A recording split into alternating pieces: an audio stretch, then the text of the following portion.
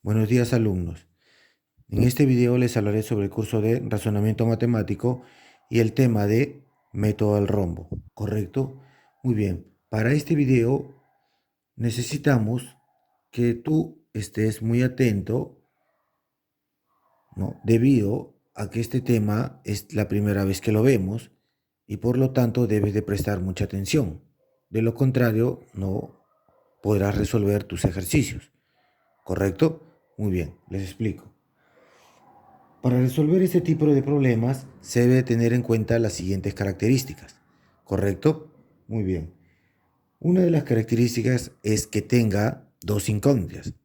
Bueno, en este caso, las dos incógnitas vienen a ser el mayor valor por unidad y el menor valor por unidad, ¿correcto? Eso viene a ser las dos incógnitas. Muy bien. Otra característica es que presentan o que presenten un valor numérico producido por la suma de las dos incógnitas,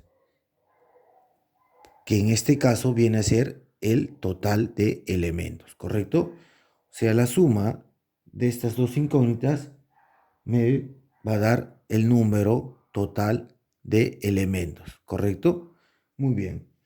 Otra característica es que se tenga el valor unitario de cada incógnita, o sea, del mayor valor, ¿no? Y del menor valor. O sea, debemos de tener su valor unitario de cada uno de ellos, ¿no? De cada una de las incógnitas. ¿Correcto? Y por último, tiene que tener otro valor producido por el número total de elementos, ¿no? Valor producido por el total de elementos. ¿Correcto? Muy bien.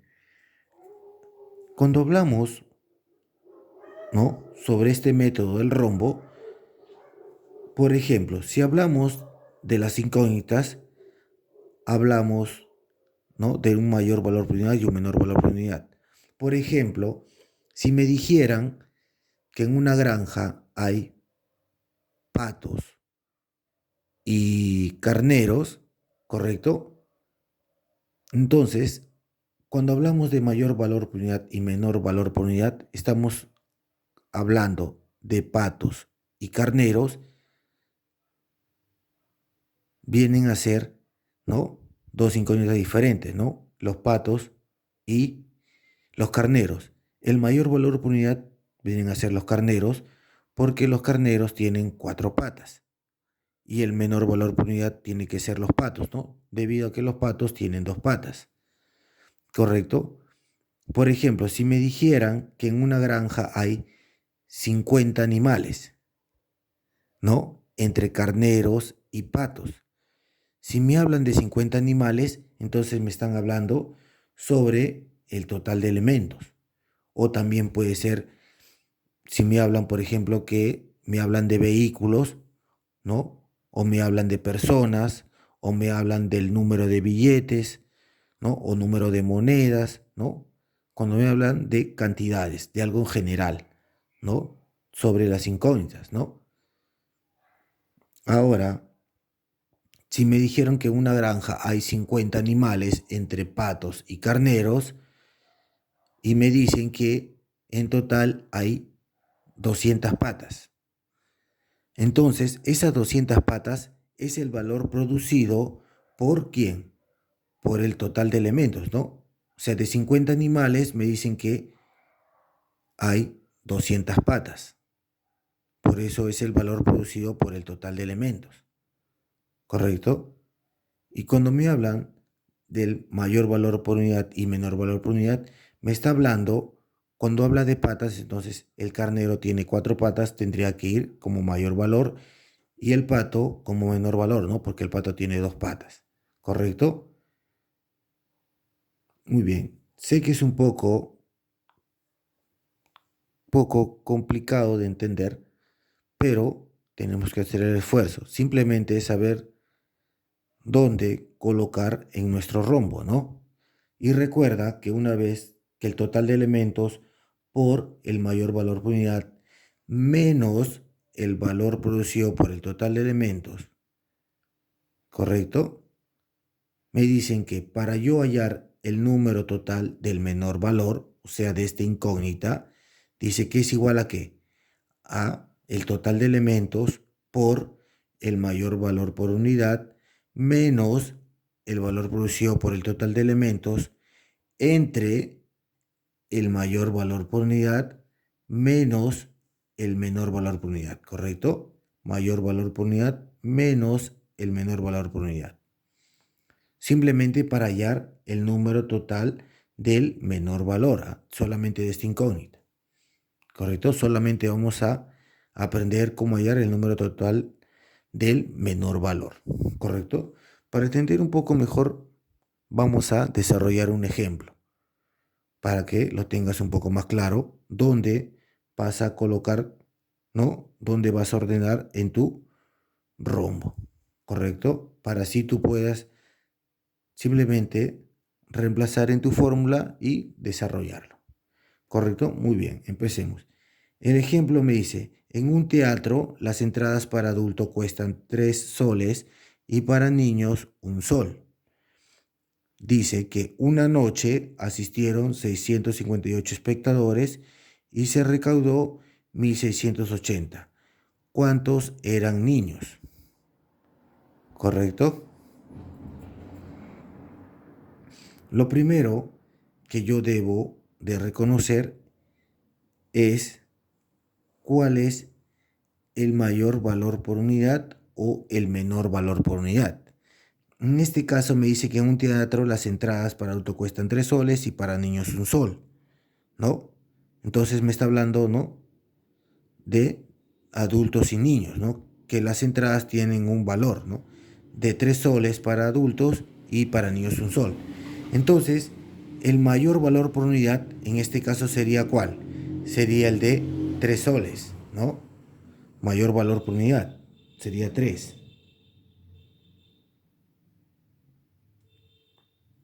¿Correcto? Muy bien.